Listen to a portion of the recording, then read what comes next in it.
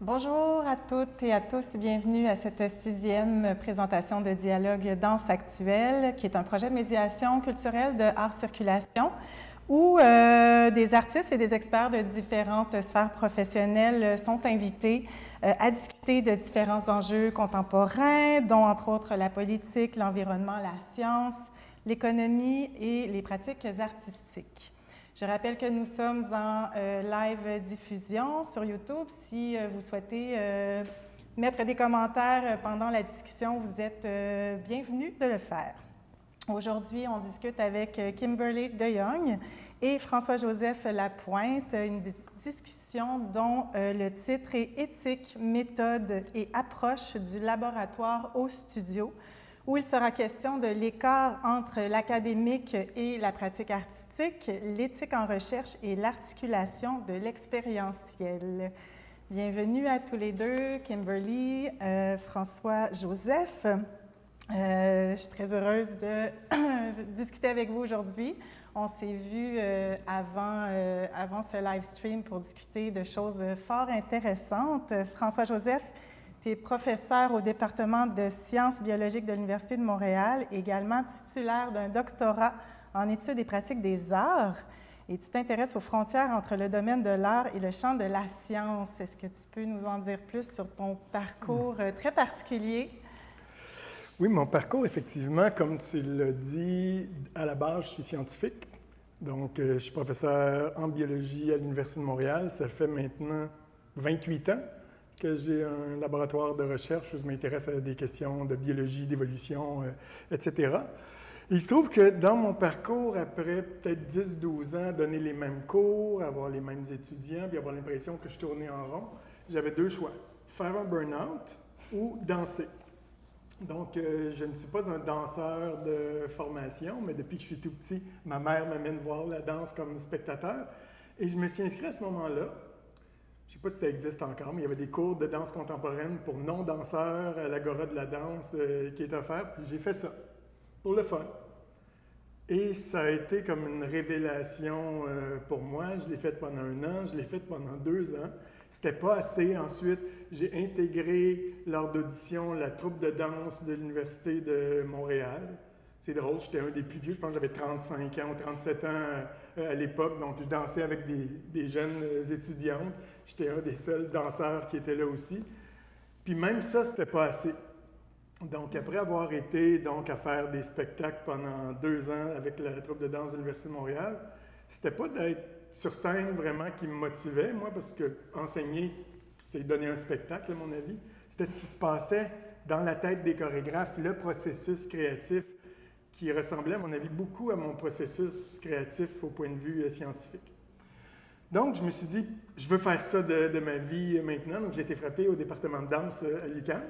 Ils m'ont dit, « T'es qui, toi? » J'ai dit, « Ben, je suis chercheur en biologie à l'Université de Montréal. Ben, as-tu une formation en danse, que ce soit un DEC, un bac? » « Non, je suis chercheur. » « OK, donc tu n'es peut-être pas au bon endroit, mais si tu t'intéresses à la recherche, il existe le doctorat en études et pratiques des arts. Si tu trouves de quelqu'un assez fou pour accepter de diriger tes travaux, ben bonne chance. » Et la personne qui a été assez folle pour faire ça, c'est Martine Époque, décédée maintenant, que tout le monde connaît. Et j'ai donc intégré le doctorat en études et pratiques des arts pour faire un doctorat avec Martine, qui a duré 7 ans. Et qui fait que maintenant, ben, j'ai un doctorat en biologie, j'ai un doctorat en danse, et qui me permet d'intégrer ces deux passions-là dans ma vie sans jamais avoir fait de burn-out. C'est vraiment fascinant comme parcours. Donc, j'aimerais présenter aussi Kimberly. On va voir comment vos deux parcours se croisent plus tard. Tu es danseuse, chorégraphe. Tu es aussi doula, accompagnante à la naissance et après la naissance aux nouvelles mères. Tu es aussi toi-même maman. Est-ce que tu peux nous en dire plus aussi sur cet chemin entre la danse et le fait de devenir doula et ce que tu fais présentement? Oui, absolument. Merci aussi pour l'invitation, premièrement. En t'écoutant, je pensais, j'étais comme, ah, mais mon parcours est vraiment comme l'opposé parce que moi, j'ai commencé en danse, j'ai fait l'école en danse, spécialité comme programme danse. Après la graduation, l'école secondaire, je suis allée directement en Europe et j'ai travaillé pour des compagnies. Donc, je n'ai pas passé par l'université en premier. Je suis vraiment partie par un travail, une compagnie de danse. Et je suis revenue à Montréal pour danser pour Marie Chouinard dans ma vingtaine. Et hop, à 25 ans, j'ai eu un enfant avec un des danseurs de la compagnie, ce qui est assez jeune pour nos temps, et aussi pour un danseur. Et très vite après aussi, je me suis trouvée mère seule. Et donc, j'avais beaucoup de gens qui pensaient que comment elle va faire, ou en tout cas, des gens proches me soutenaient, mais c'était assez compliqué, mais c'est tout ce que je savais aussi. C'était être mère seule, c'est ce que je savais. Puis, ma carrière en danse, ben, c'est ce que je savais aussi. Alors, j'ai juste comme, voilà, je continue.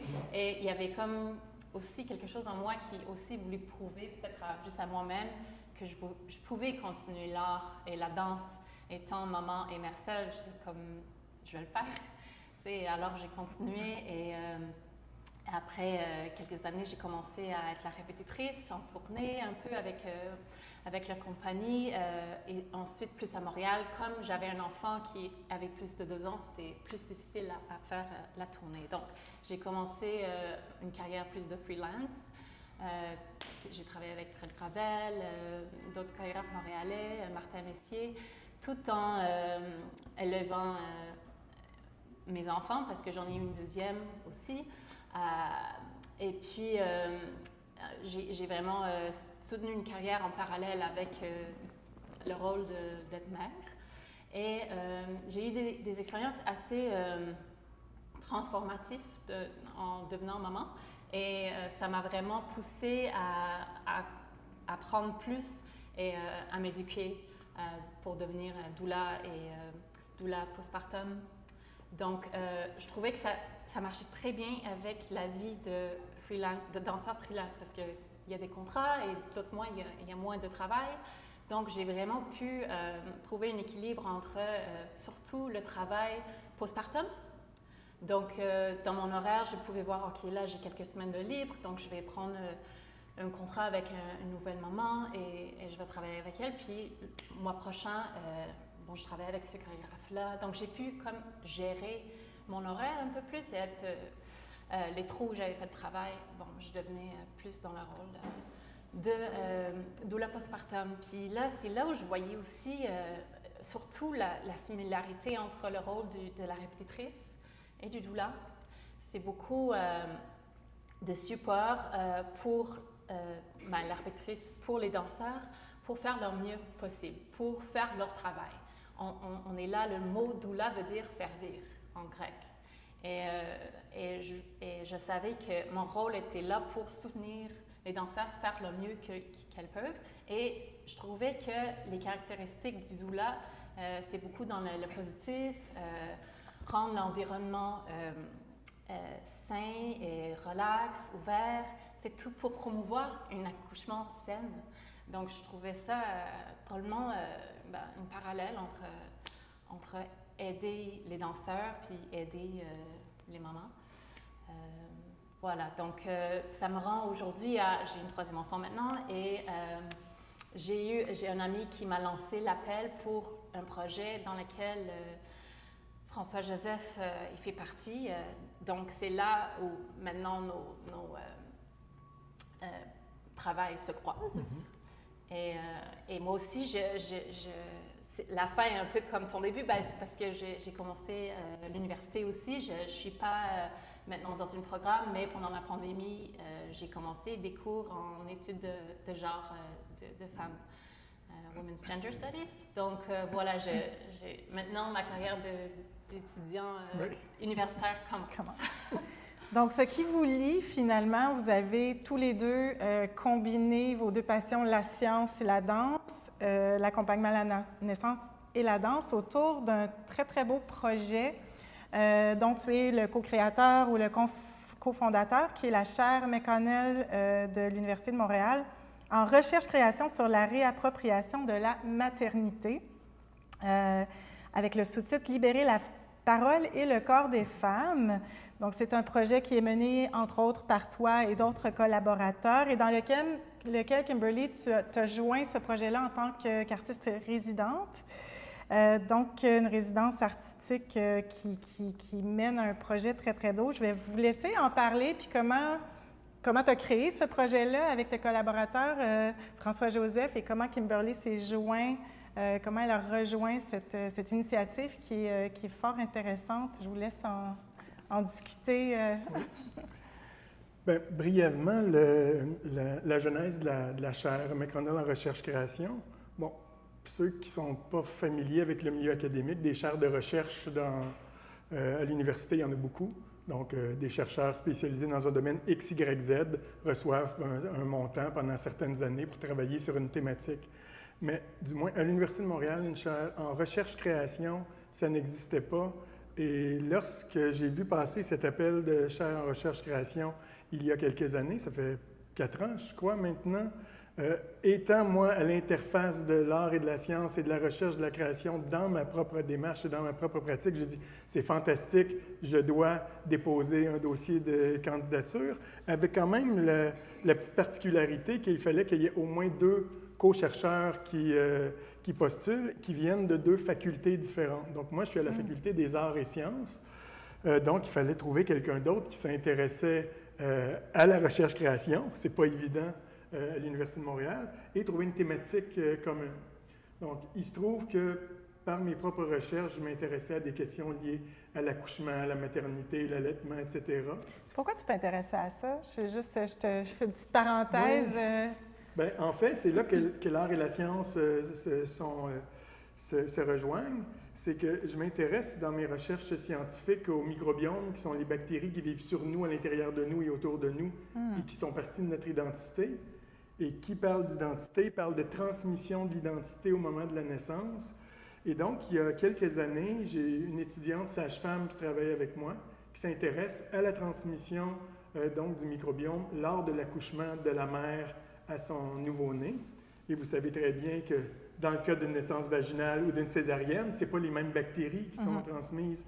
Donc, j'ai fait un stage de 6 mois dans un hôpital à Paris où je travaillais avec des sages-femmes, avec des doulas, avec des médecins. Au début, j'étais purement observateur, puis graduellement, bien, je participais à faire des accouchements à 4 mains. Je suis papa de 4 enfants, donc j'ai été témoin d'accouchement, mais là, je participais à ce travail-là. Et j'ai vu tous les enjeux systémiques qui sont liés à l'accouchement. J'ai été témoin de ce qu'on appelle maintenant des violences obstétricales. Je me suis rendu compte que j'en ai été témoin en étant moi-même papa et étant, non pas victime directement, mais de manière indirecte de ma partenaire au moment de l'accouchement. Et donc, quand cette chaire en recherche-création est venue sur le tapis, pour moi, la thématique des violences obstétricales et comment l'art et la recherche-création pouvaient apporter un éclairage nouveau me semblait tout naturel. Donc, j'ai contacté 2 de mes collègues, Vardit Ravitsky, qui est une professeure à l'École de santé publique en bioéthique, qui s'intéresse à l'éthique de la reproduction, et ma collègue Marie-Marthe Cousineau, qui est criminologue et qui s'intéresse depuis plusieurs années à l'École de criminologie à la santé des femmes et des violences faites aux femmes. Donc, on a déposé ce projet-là, qui a été retenu pour financement à l'université et qui a permis donc de créer cet appel à candidature pour inviter des artistes en résidence à intégrer le monde académique et travailler avec nous sur cette thématique-là. Kimberly a déposé sa candidature. Tu nous expliqueras le contexte plus tard. Quand j'ai vu le dossier de Kimberly, elle est doula, elle est danseuse. Bon, j'étais pas seul sur le comité de sélection, mais on a reçu une cinquantaine de dossiers et on a sélectionné 3 artistes en résidence qui viennent d'horizons différents, qui ont des pratiques différentes. Et Kimberly était l'une d'entre elles. Et depuis maintenant 3 ans, Kimberly travaille à la chaire avec nous. Puis comment tu as pris connaissance de ce projet-là, t'as appliqué? Est-ce que c'est toi qui devais présenter une idée, un concept, un projet, où il y avait déjà quand même certaines consignes ou sur quoi il y avait la thématique, bien sûr, de la naissance, de la maternité, des violences obstétricales, mais est-ce que toi, tu as quand même soumis déjà une idée de projet? Ben, premièrement, c'est un ami qui m'a envoyé le lien, puis il a flashé sur moi, puis c'était comme « Ah ouais, peut-être c'est bon pour elle », puis quand j'ai lu ça, l'appel, j'ai dit « Ah, mais c'est trop parfait », puis tu sais, il n'y avait pas de requis d'être étudiant universitaire non plus. C'était ouvert aux artistes, et puis moi, c'était toujours une insécurité, « Ah, ben j'ai pas ce parcours-là », mais non, c'était ouvert à ça, puis ouvert à la danse aussi. C'est une présentation dans une galerie, mais toutes sortes d'arts sont bienvenus. Fait que j'ai trouvé ça juste trop de possibilités cool. Puis aussi, ben, dans ma pratique de danse, je suis très connectée au fait que je suis maman, puis ben, je pense que l'expérience parle sur scène. Fait que c'est des sujets qui m'intéressent et dans lesquels je veux creuser plus loin. Je suis aussi chorégraphe, mais je pense que beaucoup d'interprètes freelance, on développe une gestuelle qui travaille bien avec des chorégraphes parce que c'est de plus en plus, c'est comme à l'artiste aussi de générer puis de se connaître en fait. Puis donc le sujet me parlait, donc c'était un peu comme un CV, mais aussi pourquoi ça t'intéresse. Donc, c'est comme si tous les éléments de mon parcours venaient très ensemble dans cette vision, dans cet appel. Donc, j'ai montré un peu les œuvres auparavant que j'avais faites et comment c'était lié à la deuil.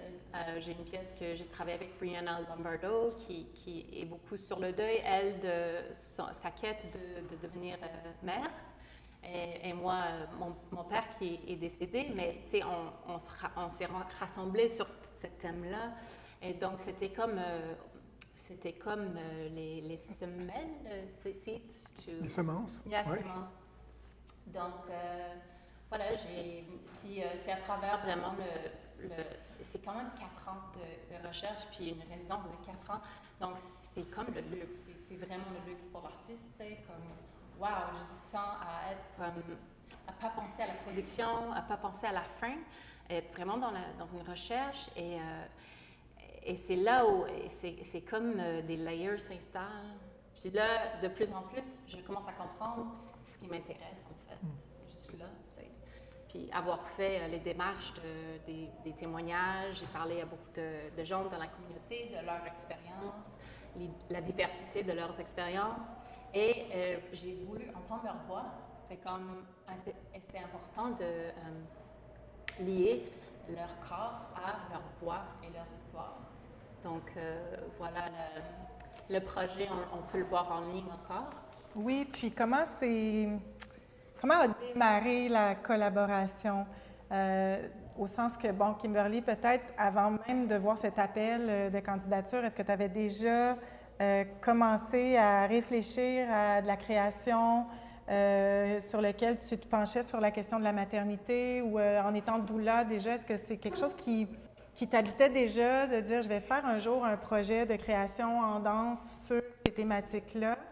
Et quand tu es arrivé avec les créateurs de la chaire de recherche, comment vous êtes installés à la table pour dire OK, on s'en va dans quelle direction? Toi, avais-tu déjà des pistes? Ou est-ce que tu voulais justement collaborer ou faire entrer des artistes qui avaient des expériences multiples de maternité ou de naissance ou de parentalité, si on veut, parce que ce n'est pas seulement des femmes, je pense, avec lesquelles tu as travaillé. Comment vous avez commencé à discuter des pistes de recherche? Est-ce que vous faisiez ça ensemble ou c'était vraiment ton projet, carte blanche? Vas-y.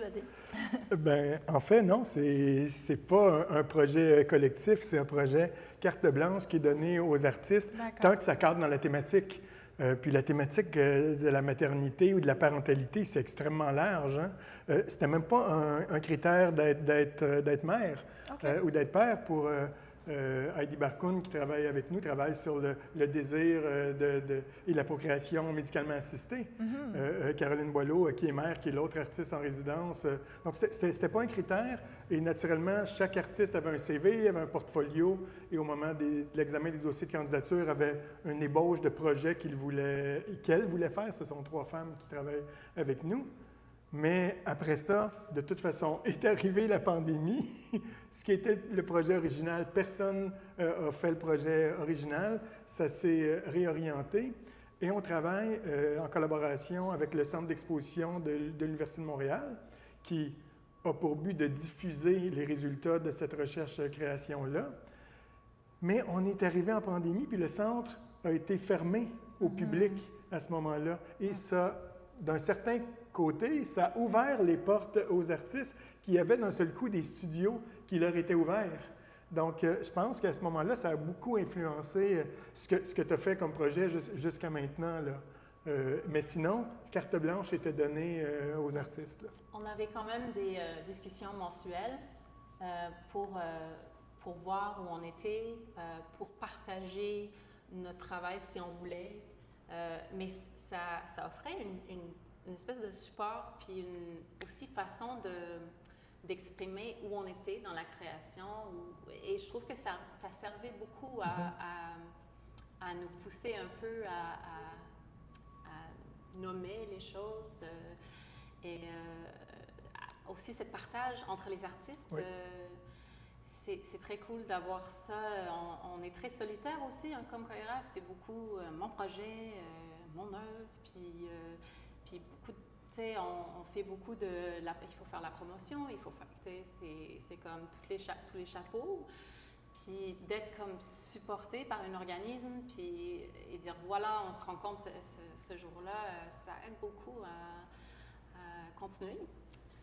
Puis juste pour aussi revenir sur ta question de comment ça s'est comme créé pour individuellement mon projet, ben c'est sûr que j'ai eu deux accouchements avant le projet, puis j'étais en fait drôlement, je suis tombée enceinte après que le projet s'est débuté. Donc j'aurais très bien pu faire le projet sur moi, puis c'est une espèce de bibliographie, mais je n'étais vraiment pas intéressée à être si proche. Tu sais, j'ai déjà été danseur dans mon travail, puis je l'ai, mais je voulais comme ouvrir ça aux parents, aux femmes, aux hommes et leur expérience de parentalité. Puis le plus que j'ai commencé avec un sondage et donc c'est vraiment venu de l'extérieur aussi parce que j'ai dit les gens qui veulent participer aux prochaines étapes, ils cochent oui. Donc je leur ai appelé. Ensuite après ça, est-ce que vous voulez continuer? Bon, ok. Donc c'est comme vraiment un processus d'étapes où finalement je me suis trouvée avec 6 interprètes en danse. J'ai choisi la danse. Au début, c'était un sondage vraiment ouvert à des non-danseurs. Et là, j'ai dit, c'est quand même mon médium. C'est le fun d'en parler à travers le corps aussi. Et ces gens-là ont tous eu une expérience vraiment unique. Puis j'aimerais ça qu'ils parlent autant avec leurs mots qu'avec leur corps. Donc, ça a commencé par 1 heure de blabla, d'historique on est rentré vraiment dans une profondeur de leur expérience et c'était très touchant. C'est des cicatrices qui se réouvrent. Donc ça prend beaucoup de vulnérabilité et d'ouverture pour pouvoir retourner là. Parfois, c'est pas toutes des histoires jolies. Et donc, je pense que ça fait du bien d'en parler, puis ensuite utiliser le corps pour s'exprimer autrement. Et il y avait comme une charge électrique dans la galerie après cette discussion-là. Beaucoup s'est sorti avec le corps et après, à cause de la pandémie, c'était comme, c'est certain que la pandémie, c'était pas un cadeau, mais en fait, pour moi, ça m'a comme servi à pouvoir travailler tout seul pendant des heures et des heures de montage. Et j'avais le temps. C'est comme, j'avais pas autant de temps quand il n'y avait pas de pandémie. Donc, j'ai appris. Tu n'étais pas en beaucoup. tournée non plus. Non, mais pour plein de raisons, j'étais à la maison, comme tout le monde. Puis, j'ai appris sur le Premiere Pro, tu sais, c'est comme un système de montage. Ouais, je pourrais encore apprendre beaucoup, là, c'est changé, mais voilà, donc, et puis on danse en live, quand tu travailles avec des danseurs, tu leur demandes de faire quelque chose, ben, certainement la deuxième, troisième, quatrième fois, ça change à chaque fois, c'est du live, et ce qui est magnifique. Mais le fait que j'avais enregistré ça, ça rendait ma tâche plus efficace parce que, oui, je sais, à 2 minutes 20, elle faisait cette chose-là, puis je recule, puis c'est exactement pareil. Ça me libère à construire avec leurs paroles. Donc, j'ai mis leur histoire, et puis, mais ce qui était très difficile, c'était d'enlever, de choisir en fait des choses parce que c'était 10 minutes, j'avais choisi comme 10 minutes pour environ chaque artiste. Faire des choix quand on est artiste, chorégraphe, c'est une des choses les plus difficiles. On parlait de deuil, tantôt, c'est des petits deuils qu'il faut laisser aller, des choses intéressantes. J'aimerais revenir sur ce que tu disais tout à l'heure, à quel point c'est agréable d'avoir du soutien, du support, des ressources. On avait parlé un petit peu pendant notre discussion précédente, justement, la réalité universitaire versus la réalité purement artistique quand on est dans le milieu des arts et tout ça. Là, tu as senti que tu avais un support, tu as senti qu'il y avait aussi des ressources, en fait, mais ça vient aussi avec certaines contraintes éthiques, justement, quand on travaille dans un cadre universitaire. On a des obligations éthiques, justement. Ton questionnaire, tu as dû faire un certain questionnaire d'une certaine façon. Est-ce que vous pouvez parler un peu de ces réalités-là du milieu universitaire? Puis c'est un petit peu le sujet qui nous intéresse aujourd'hui, entre autres. Il y a certainement un clash de culture, là. Et puis, moi, je le savais déjà parce que dans le cadre de mon doctorat avec Martine, j'étais toujours prof à l'université. Donc, le projet qui avait pour titre la choréogénétique ou l'art de faire danser l'ADN avait pour but d'effacer le chorégraphe puis le remplacer par la molécule d'ADN. Donc, de prendre chez des interprètes un bout d'ADN puis de leur dire d'interpréter ça avec les 4 mouvements qui sont les 4 lettres ATCG qui composent notre code génétique. Mais ça m'a pris 2 ans à faire accepter ça au comité d'éthique de l'université parce qu'on me donnait des formulaires qui sont pour des études cliniques habituellement. On demandait l'anonymité. Tu ne peux pas être anonyme si les gens dansent leur ADN. Donc plein de critères comme ça auxquels moi, je m'étais confronté.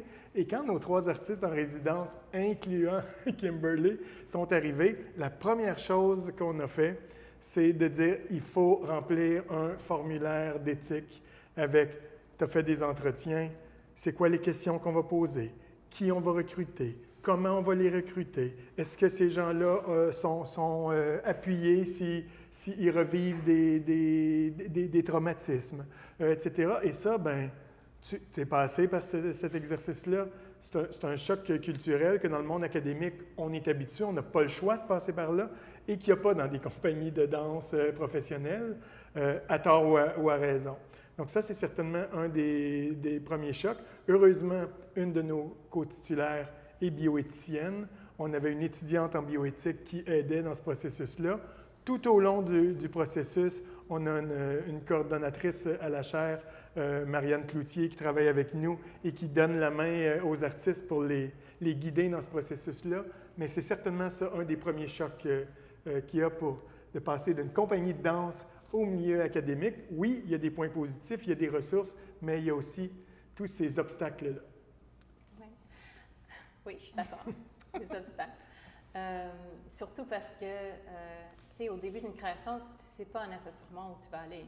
C'est pendant la recherche que tu découvres ce que tu aimes, puis où tu vas en aller. C'est des indices à travers qui te mènent quelque part. Alors de dire, étape par étape, ce que je vais faire, expliquer, c'était un peu comme écrire une bourse, une subvention. Tu ne sais pas où tu en aller, mais il faut quand même convaincre un jury que tu vas faire telle chose, puis que c'est important. Donc, mais alors, je ne savais même pas que je voulais faire un sondage. Donc, tu sais, c'est comme, ça m'a poussée à comprendre mieux ce que je voulais, ce qui est une bonne chose quand même, mais j'ai compris vite que c'est tout dans le langage, il faut rendre ça très ouvert, très comme un peu un avocat qui mettrait des choses très ouvertes pour la possibilité de changement. Mais là, je voulais au début travailler avec un sonorisateur du Chili et avec les échanges avec l'université, c'était comme trop compliqué parce que, à cause des éthiques, d'ouvrir le Zoom à l'international, bref, c'était comme trop pour les paramètres du projet. Donc, il y a quand même, ça dictait un peu où je m'en allais avec ça. Et de la part des artistes, j'ai eu quand même des retours assez positifs parce que, tu sais, je leur demandais au début comment ils se sentaient, s'ils se sentaient à l'aise à faire telle chose. C'était très, très consensuel. Et dans le milieu de la danse, des arts, des fois, tu sais, c'est des gray zones. On demande pas en fait, ah ouais, c'est vraiment cool quand elle fait ce truc sur les genoux 50 fois, tu sais. Et puis la voix le danseur, des fois, c'est comme des zones grises. Voilà. Donc, je dis pas qu'un est bon et un est mauvais, c'est juste peut-être on pourrait trouver un équilibre, en fait, entre les deux. Ouais. Puis, pour parler plus concrètement du projet Mother, est-ce que tu peux nous donner un peu, on aimerait ça pouvoir montrer des images en montage, mais comme on ne voit pas visuellement, peux-tu parler concrètement du résultat bon, tu peux parler de tes interprètes aussi, dans quelle zone physique vous êtes allés, à quoi ça ressemble, pour nous donner un peu une image.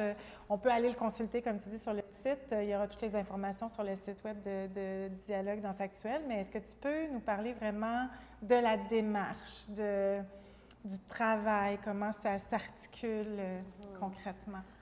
En fait, ça s'est fait très vite avec l'artiste même. C'est vraiment un travail qui s'est fait plus de montage après. Donc, c'était beaucoup dans l'instinct. Puis, je pense que je savais même pas à ce stade-là ce que j'allais faire après avec les vidéos, avec les discussions. Donc, il y a des artistes qui disaient « Ouais, mais c'était un impro, j'ai rien fait. » Je veux dire, je me suis lancée dans un truc, puis c'est tout. Je disais « Ouais, mais c'est quand même bien ce que tu as fait. » Tu sais, puis avoir du confiance dans ce que tu fais parce que c'était magnifique, mais tu sais, on n'avait pas beaucoup de temps. On avait comme 1 heure pour discuter et 1 heure pour être dans la galerie. Mais j'avais quand même une idée de leur expérience à cause du sondage. Donc, après les réponses du sondage, je me suis dit, ah, ça c'est vraiment intéressant, tu sais, j'ai highlight, tu sais, OK, on va creuser dans ça, puis ça, puis ça, avec cette artiste-là. Puis, tu sais, ça dépendait de l'artiste, mais les points intéressants du sondage que je trouvais, on est vraiment rentré dans ça. Et donc, c'est des histoires qui c'est très varié, dans le sens que ça parle de la quête de devenir mère, la fausse couche, des fausses couches. Ça parle aussi de l'identité de comment dire, je vais nommer des noms parce que c'est quand même en ligne, on peut aller avoir accès. Oui, c'est pas secret. Hein? C'est ça. Donc, Carla, elle parle beaucoup de sa relation avec sa mère aussi, qui est haïtienne, et puis sa mère, elle s'est fait dire qu'elle ne pouvait pas accoucher naturellement, il fallait avoir absolument des césariennes à cause que ses hanches sont très étroites, et elle parlait comment son accouchement à elle, à Carla, était comme une réappropriation aussi de l'accouchement de sa mère. C'était comme je réapproprie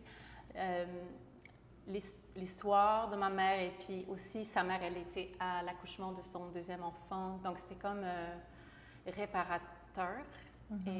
Et aussi le fait d'avoir eu cette expérience-là avec les sages-femmes à Maison de naissance de Côte-des-Neiges, après cette histoire-là, elle le dit à ses enfants. Tu sais, c'est comme, elle passe cette histoire-là à son enfant qui en parle avec fierté. Et je trouve ça magnifique qu'à travers l'histoire et de pouvoir en parler, on peut aussi réparer un sentiment d'empowerment, comme Carla dit. On se réapproprie et c'est important d'entendre ces histoires-là et d'en partager. Je pense que j'ai eu beaucoup de gens qui venaient me voir après et disaient « Hey, je réalise que je n'ai pas eu la chance de parler de cette expérience-là. » Et c'est quand même, c'est profond, puis c'est quand même, ça a changé ma vie. J'étais pas mère et maintenant je le suis, ou parent. C'est Louis Elian, il a adopté, donc c'est son processus d'adaptation qui est tellement intéressant. Moi, j'ai beaucoup appris sur c'est quoi ce processus-là, mais c'est une transformation aussi. Il est devenu papa et puis il est devenu parent et de pouvoir partager cette transformation dans des mots concrets, ça guérit. Oui, puis des expériences autour du fait d'être parent, de vouloir être parent, il y a autant d'expériences, d'histoires que de personnes. On a toutes nos histoires, puis de l'exprimer à travers la danse ou l'art. Je ne sais pas c'est quoi les autres praticiens, dans quelle discipline ils sont. Tu dis que vous avez 2 autres, oui. Mais peu importe le médium dans lequel ça s'exprime, c'est vraiment intéressant de pouvoir raconter ces histoires-là à travers une recherche-création. On a parlé des violences obstétricales. Je pense qu'il y a quand même beaucoup de gens qui ne savent peut-être pas que ça existe, des violences obstétricales, ou comment ces violences-là s'expriment concrètement. Puis des fois, c'est plus subtil qu'on le pense. Donc, toi, tu t'es intéressé à ça aussi. Je ne sais pas si ça a été aussi abordé dans le projet de recherche et création dans Mother. Est-ce que tu peux parler un peu plus comment, toi, tu vois ça, là, ou comment tu les décris? Ces violences obstétricales? Ça peut être très subtil ou ça peut être flagrant. Naturellement, une violence flagrante, n'importe qui va être capable de la reconnaître. Mais des fois, c'est quelque chose de très subtil, puis qui n'est pas même uniquement, on pense que les violences obstétricales, c'est une violence institutionnelle perpétrée par des médecins hommes sur des femmes. Mais moi, j'ai vu des sages-femmes qui posaient des gestes qui étaient inacceptables aussi. Donc, dès lors qu'un geste est posé sans consentement, c'est considéré comme étant une violence obstétricale et gynécologique, là. Donc, c'est aussi simple que ça. Une violence obstétricale, ça peut être qu'il n'y ait pas assez de chambres de naissance dans un hôpital et puis qu'au lieu de garder la mère et l'enfant pendant 24 heures, bien, après 12 heures, on les renvoie à la maison, puis là, vont faire une hémorragie. Donc, c'est des choses, ça peut simplement être des paroles, l'absence de paroles. Faire un examen vaginal sans dire « attention, mes mains sont froides », c'est considéré. N'importe quel non-respect du plan de naissance. C'est une violence obstétricale. Donc, il y en a toute une liste. Il y a des chercheurs qui s'intéressent d'un point de vue naturellement académique à ça depuis des années. Il y a des pays qui ont des lois contre les violences obstétricales. Il y en a qui ont des chartes. C'est différent d'un lieu à l'autre. C'est différent d'un hôpital à l'autre. Mais de l'aborder, non pas d'un point de vue des chercheurs, mais de l'aborder d'un point de vue artistique, c'est ça qui est intéressant. Parce que, naturellement, à l'Université de Montréal, on a la faculté de médecine, il y a des futurs obstétriciens, obstétriciennes, gynécologues qui sont formés. Je ne sais pas si on leur en parle de ces gestes-là qui sont acceptés ou acceptables, ou si même ils en discutent entre elles. Et ça peut être vu, du point de vue du corps médical, comme une attaque frontale en disant « Ah, comment ça, c'est pas correct ce qu'on fait ». Est-ce que vous avez fait la promotion de votre projet ou de votre performance ou de Mother auprès de ces étudiants, de ces professeurs-là à la faculté de médecine? Est-ce qu'ils ont été invités à... Ils sont invités, bien sûr. C'est pas toujours facile. La suite du projet Mother, justement, que Kim a présenté, va avoir une seconde vie à l'automne où on va faire la tournée des bibliothèques à l'université. Donc, on va aller à la bibliothèque de la santé, on va aller à la bibliothèque des sciences, on va aller à la bibliothèque des sciences infirmières, peut-être même à la bibliothèque des sciences humaines. Puis là, le public cible, ça va effectivement être les étudiants qui sont là. Bien sûr, ils sont invités à visiter le site web de la chaire pour voir les activités, mais c'est pas toujours facile.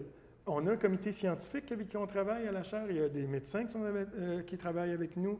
Il y a des bioéthiciens qui travaillent avec nous. On a un professeur qui est à l'école de sage-femme à l'Université du Québec à Trois-Rivières. On a une sexologue qui travaille avec nous. Et puis, bien sûr, on est déjà, nous, je dirais, sensibles à cette cause-là. Le but, c'est d'essayer de sensibiliser le plus grand nombre de gens, même des gens qui n'ont pas vécu de violence obstétricale et qui n'en ont même jamais entendu parler. Ça existe et il faut peut-être trouver un autre médium de communication que uniquement des articles scientifiques avec des statistiques. Et c'est là que le travail des artistes devient fantastique. C'est pas facile dans le sens que vous sentez des résistances ou des praticiens de la santé qui ont peut-être peur de se faire donner des leçons ou de se faire critiquer. Qu'est-ce qui n'est pas facile concrètement? Personnellement, je n'ai pas encore parlé au docteur ou sage-femme je veux pour une prochaine étape. Donc, on n'est pas encore rendu à cette étape, oui, dans le sens que c'est ouvert, tu peux aller avoir l'accès sur Internet, mais on va justement avoir ces discussions avec des scientistes, peut-être qu'on va avoir une discussion avec la résistance, puis je pense que j'ai pas hâte de ça, mais genre de pouvoir d'en parler justement, puis comme rendre ça normalisé. Ça, parce que ça existe, puis le fait d'en parler, déjà, c'est une étape. Une résistance des artistes, moi, je l'ai pas encore senti. Oui, les questions dans le sondage, une des questions, c'est « Avez-vous vécu un traumatisme lors de votre expérience d'accouchement ou de parentalité? » Donc, c'est là où cette thème-là est vraiment a été souligné là, dans l'œuvre. C'est, je dirais, le sous-thème de la chaire, libérer la parole et le corps des femmes et autres parents, on pourrait ajouter, pas uniquement des femmes, mais on essaie de voir plus large en utilisant comme véritable thématique réappropriation de la maternité et de la parentalité. On pourrait dire au sens large, c'est que il faut pas que ça a l'air qu'on s'intéresse uniquement aux violences obstétricales, parce que c'est pas tous les interprètes avec qui tu as travaillé qui parlaient de ça. Là. Il y a quelque chose de fantastique aussi du travail, il y a quelque chose de transformateur de devenir parent. Donc, bien sûr, une des questions, c'est avez-vous vécu un traumatisme? Comme je disais, les trois artistes ne s'intéressent pas uniquement dans leur parcours à ces questions. Aux mauvaises expériences. Mais il n'en demeure pas moins que très souvent, quand on parle à des gens qui sont passés entre les mains de différentes personnes du corps médical, ont des anecdotes plus ou moins traumatisantes à nous raconter. C'est pas le cas. Moi, j'ai vu qu'après accouchement, il y en a un seul où l'expérience est un petit peu plus difficile. Puis toi, de ce que je me rappelle, les expériences que tu as vécues étaient pour la plupart positives. Là. Oui, oui. Et je pense que c'est aussi ces expériences-là qui m'ont lancée dans ce parcours aussi. C'est pourquoi je suis devenue doula, parce que j'ai quand même eu une expérience positive parce que j'étais informée. J'étais éduquée, j'avais l'environnement que je voulais autour de moi. Puis c'est là où j'ai su que si j'avais pas eu cette femme-là qui m'a dit d'aller là, de voir ci et ça, de voir telle personne, ben j'aurais eu une expérience juste différente, puis peut-être pas aussi transformateur dans le sens positif. Donc, ça m'a vraiment chargée à transmettre cette information à d'autres gens. Mais je voulais juste retourner sur le fait que la chaire est comme remplie de connaissances diverses. Comme sage-femme, histoire de l'art, criminologue, sexologue, puis aussi les artistes, c'est des arts visuels, la danse, Heidi, c'est... Plus conceptuel, installation. Caroline fait de la performance aussi. Oui, et comment cette diversité-là nourrit le travail, la discussion, on crée des ponts, puis... dans le milieu universitaire aussi, là, ils ont l'accès à la danse. Oui, c'est assez cool. À l'Université de Montréal, si on était à l'UQAM, à Concordia, on ne se poserait pas les questions. C'est ça, ça irait de Nous, on est dans un milieu où il n'y a pas de danse. Il n'y a pas d'art, de performance. Oui, c'est ça. Et moi, j'ai trouvé ça vraiment rafraîchissant aussi d'avoir des gens qui sont peut-être pas dans le milieu dans lequel je suis habituée pour avoir des dialogues, des retours dans leurs yeux. C'était quoi mon projet, mon travail. Donc, je pense que c'est juste, il faut le dire, il faut le nommer, cette espèce de diversité d'un groupe de gens qui travaillent ensemble, comment ça peut nourrir, dans mon expérience, un travail chorégraphique en danse. Et sur un sujet aussi fondamental, là, on s'entend que c'est un sujet super universel qui touche tellement tout le monde, que ce soit comme c'est enfant universel et personnel à la fois. aussi. Chaque histoire est différente. Et bon, tu as certainement déjà fait d'autres résidences ailleurs. Habituellement, c'est à court terme, et puis il va y avoir un artiste en résidence ou une artiste en résidence. Nous, le défi assez rapidement qu'on a essayé de relever, c'est comment essayer de prolonger ça dans la durée. Bon, premièrement, c'est que ça ne nous tentait pas de refaire un appel de candidature à chaque année, mais aussi que les artistes qui travaillent avec nous sont formidables, et on s'est dit, pourquoi on renouvelle... Et est arrivée la COVID aussi. Pourquoi on ne renouvellerait pas l'exercice l'an 2, l'an 3? Et puis là, bien, il se crée justement cette espèce de synergie, puis cette collaboration dans la diversité des approches, parce qu'en dépit du fait qu'il y avait la pandémie, tous les mois, on avait des rencontres virtuelles ensemble, les artistes, la commissaire d'exposition qui est aussi coordonnatrice de la chaire, les co-titulaires quand nous étions présents. Et là, bien, la semaine prochaine, c'est la première fois qu'on va se voir tout le monde en live. Là. Ouais, on a comme une espèce de clôture de l'exposition virtuelle. On va être au centre d'exposition, un 5 à 7. Les 3 artistes ne se sont jamais rencontrés en vrai dans la même salle, avec les membres du comité scientifique et du comité de gestion. Donc, on va boucler cette boucle-là et repartir pour le dernier cycle de la 4e année de la chaire, où là, la prochaine exposition elle va être live, en salle, au centre d'exposition. Donc, Kimberly, certainement, va avoir des vrais interprètes qui vont être là, pas en 2 dimensions sur un écran. On a bien hâte à ce rendez-vous.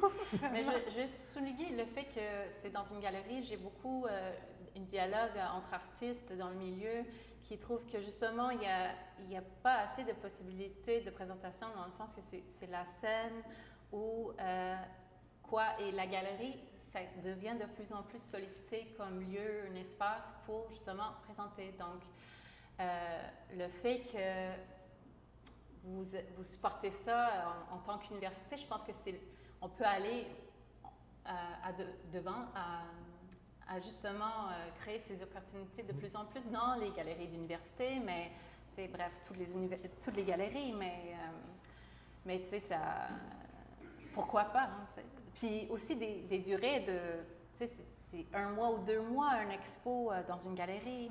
Les danseurs, on est habitués à travailler beaucoup pour 2, 3 représentations. Donc là, c'est comme, ça donne l'opportunité de refaire et avoir une autre vie. Une vie plus longue, moins éphémère, plus durable dans le temps. Puis ça se déplace, hein? Vous pouvez, ça se transporte justement aisément comme projet. J'aimerais revenir un petit peu sur ton travail de doula. Comment ce travail-là, ton expérience a contribué à justement orienter ou travailler avec ou si oui ou non, comment cette expérience-là s'est transférée, dans le fond, dans le travail de recherche de création. Puis, dans un deuxième temps, est-ce que tu as vécu toi-même comme doula des expériences? Quel genre d'expérience tu vis avec les personnes que tu accompagnes, avec les soignants qui participent aux accouchements des femmes que tu accompagnes? J'aimerais t'entendre un peu plus sur ton métier de doula. Mon Dieu, oui. C'est chargé parce que, oui, il a fallu que je me retire un peu une espèce de défense parce qu'on doit laisser les professionnels dans un tel milieu faire leur métier. Donc, je ne peux pas arriver dans l'hôpital et dire « Hey, t'as pas le droit de la toucher comme ça! » C'est comme, ça, c'est pas mon rôle. Donc, j'avais comme cette espèce d'énergie après ma première accouchement un peu, parce que j'avais juste eu une expérience avec une sage-femme au BC, donc c'est déjà différent qu'au Québec. Bon, j'avais comme un peu l'esprit revendicateur, j'avais 25 ans, bref. Donc, quand j'ai fait mon éducation pour devenir doula, ben, j'ai comme compris une autre étape d'ouverture justement à toutes les possibilités de comment les femmes voulaient accoucher. C'est pas toutes les femmes qui veulent des accouchements naturels. Bon, donc j'ai vraiment appris à comme chaque expérience est tellement unique et individuelle. Puis, et c'est vraiment mon rôle d'être sensible à une écoute de ce qu'elles veulent. Et c'est ça le rôle. Et donner comme des indices ou des clés qui vont l'aider à faire leur job. Donc, c'est pour ça que je le relie à le métier de répétitrice, parce que c'est très sensible, c'est beaucoup de travail, beaucoup de aussi non-dit, c'est beaucoup dans le corps. Donc, des fois, ils sont épuisés, des fois, ils n'ont plus le goût de refaire la même pièce. J'ai déjà été dans la coulisse, puis je frottais le dos d'un interprète, je me dis, je me sens comme doula, tu sais, je lui dis qu'elle est bonne, elle est belle, c'est beau, tu vas pouvoir terminer le spectacle. Je suis comme, c'est ça que je dis dans une chambre d'accouchement, tu sais. C'est drôle parce que ce que tu viens de dire, je pensais que tu parlais de quelqu'un qui est en train d'accoucher, qui est épuisé, qui veut arrêter. C'est la même chose. Oui, mais oui, j'ai senti des moments où j'avais pas de puissance, mettons, dans une chambre d'accouchement où j'étais pas d'accord avec le ton, ce que la personne faisait. Mais tout ce qu'on peut faire, c'est avec les outils qu'on a, c'est de souligner à la femme ce qu'elle a le droit de faire. C'est comme connaître ses droits et comme rendre une situation qui est peut-être pas idéale le meilleur. L'adoucir. The best it can be. So, it's like, c'est faciliter, c'est facilitator, c'est comme, OK, voilà la situation, voilà ce qu'on a, comment on peut le rendre, bref, plus positif. Donc, est-ce que j'ai répondu aux questions? Oui. Puis j'avais une autre question, comment ce métier-là, tu dis comment le métier de répétitrice fait de toi peut-être pas une meilleure doula, mais comment s'il y a eu un transfert du métier de répétitrice à doula, comment est-ce qu'il y a un transfert dans l'autre sens aussi de doula à artiste en danse? Oui, mais on est tellement connecté à notre corps, les danseurs, à la respiration, une physicalité qui, c'est notre métier, fait qu'on a les outils pour... pas pour accoucher, mais bon, on comprend par le souffle, par la voix de quelqu'un. Mettons, j'étais dans une salle d'accouchement et la femme, elle parlait comme ça, très haut. J'ai dit, OK, on descend la voix, on prend des grandes respirations. Donc, c'est hyper physique. Donc, voilà, je pense que ces connaissances-là du milieu de la danse m'ont servi aussi, juste, tu sais, l'anatomie, oui. L'anatomie. C'est comme, être à quatre pattes, ça ouvre le sacrum, ça ouvre le bassin, oui. Puis aussi des choses vraiment simples comme, écoute-toi, qu'est-ce que là, ton corps, il voudrait aller où? Parce que c'est comme si on ne s'est pas donné cette possibilité-là dans une chambre de médicale. Alors qu'on peut faire pas mal. Pourtant, tu peux aller dans une position qui te fait du bien. Puis c'est ça, c'est pas le dire, voilà, fais ceci, fais ça. Tu n'es pas prise à rester dans ton lit, tu peux marcher, tu peux... mais il faut dire, écoute-toi. C'est comme il faut relancer justement le pouvoir, la parole, libérer la parole de la femme. C'est comme...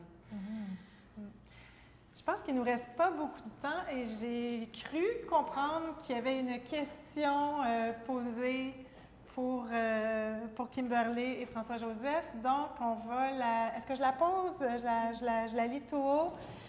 Donc, est-ce que la créativité peut aider à faire avancer la science, tout comme la rigueur scientifique peut supporter la création artistique en danse? Il nous reste 5 minutes pour répondre à cette question. Bon, on va revenir pour 1 heure pour en rediscuter. Oui, on pourrait discuter encore Mais 1 heure. je vais laisser Kimberly répondre à une partie, puis je vais répondre à l'autre partie, qu'effectivement, l'aspect créativité, on a souvent l'impression que la science, c'est froid, c'est rigoureux. D'ailleurs, c'est ça la question, est-ce que la rigueur scientifique, moi je connais des artistes qui sont 100 fois plus rigoureux que bien de scientifiques. Donc, je pense que des fois, il y a une méconnaissance de c'est quoi véritablement la rigueur scientifique. La différence majeure, c'est que la science a pour but d'être universelle et donc l'expérience que je fais dans mon laboratoire, si j'écris le protocole, n'importe qui peut faire exactement la même expérience et normalement arriver à la même conclusion. Alors que l'art est beaucoup plus personnel, individuel, et si je donne des directives artistiques à n'importe quel interprète, tu leur as donné des directives, tout le monde arrive avec quelque chose qui est différent. Donc, c'est à partant des fois de la même question, eh bien, on va avoir des résultats qui sont complètement différents, alors qu'en science, on cherche plutôt l'universalité. Mais la créativité, pour moi, n'a pas de pays, elle n'a pas de domaine. Il y a autant de créativité en science qu'il y a de créativité en art. C'est que les méthodes ne sont pas les mêmes, les discours ne sont pas les mêmes, les objets de recherche, des fois, peuvent être différents. C'est ce qu'on essaie de faire à la chaire de tisser des ponts entre ces domaines-là. Mais l'aspect chercheur est très fort aux 2 niveaux. Je veux dire, il y a beaucoup cette notion-là quand on est un artiste créateur. Cette notion de recherche, elle est très forte aussi. Les résultats attendus ne sont peut-être pas aussi les mêmes, mais cette volonté de trouver, de chercher, elle habite autant le chercheur scientifique que l'artiste créateur. D'où la recherche-création. Ce n'est pas uniquement la création, c'est l'aspect recherche. Il y a beaucoup de recherche qui est fait dans le travail de nos artistes. Il y a une rigueur, une répétition à chercher, mais c'est intéressant. Je lis le livre de Braiding Sweetgrass de Kimmerer.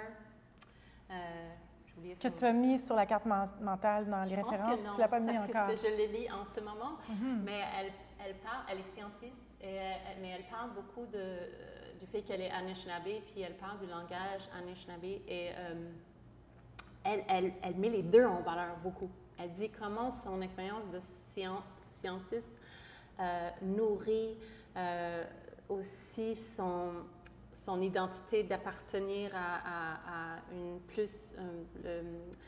une historique, plus métaphorique, le sens du monde à travers la culture Anishinaabe. Puis il n'y a pas un qui est bon puis un qui est mauvais, c'est juste de pouvoir travailler avec ces deux approches-là, ça nourrit parce que c'est cool d'avoir des faits quand même, les noms pour des choses, des noms scientifiques, mais aussi, OK, bien, ce nom-là, ça pourrait être juste une couleur.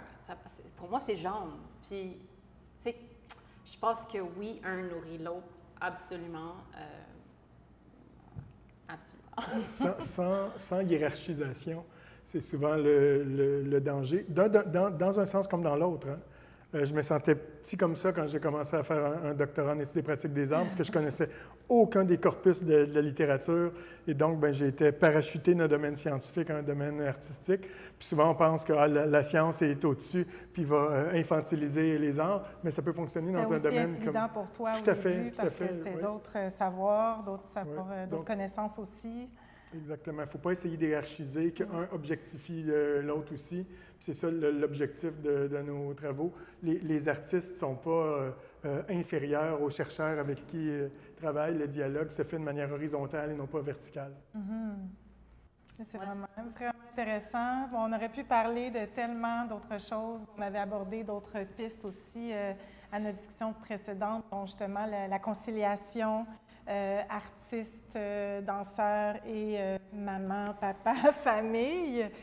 J'imagine que c'est des discussions que vous avez dû avoir un peu autour aussi en jasant avec des danseurs. Peut-être que ça ne s'est pas retrouvé comme tel dans le projet, mais j'imagine que vous avez abordé la chose entre vous. Ce projet m'a comme promouvé à aussi parler dans la communauté de quel type de support est-ce que les gens parents ont. Et puis justement, je suis en train de parler avec un organisme de l'Ontario, Balancing Act, et c'est vraiment une organisation qui en met beaucoup d'attention à regarder des diverses compagnies et voir comment ça fonctionne et comment on peut justement soutenir l'artiste qui est aussi parent. Donc, et puis là, j'étais en dialogue avec un artiste à Berlin que j'ai mis en contact avec Balancing Act. Donc, ça ouvre à l'international et c'est cool, c'est des discussions qui se font.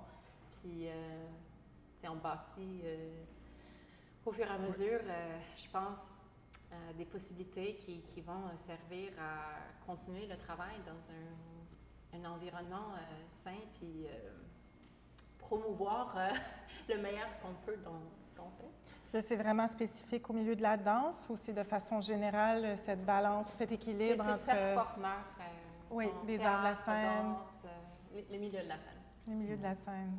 Vraiment intéressant. Franchement, là, c'est tellement passionnant, cette espèce de duo, collaboration, chaire de recherche, là, ce mix entre le scientifique et l'artistique.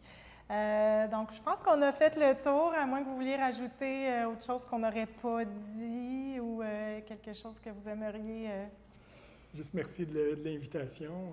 Merci pour l'intérêt. Oui, c'était vraiment intéressant. Puis, je rappelle à tous les gens qui nous ont écoutés, merci d'avoir été là d'abord, que cette discussion est enregistrée, donc elle sera disponible sur le site de Dialogue Danse Actuelle. Et au nom de toute l'équipe d'Art Circulation, je vous souhaite de belles vacances, un bel été, puis on espère avoir l'occasion de revoir des artistes, les mettre en duo comme ça pour des conversations super intéressantes. Merci à tous les deux. Merci. Et bonne année. Au revoir.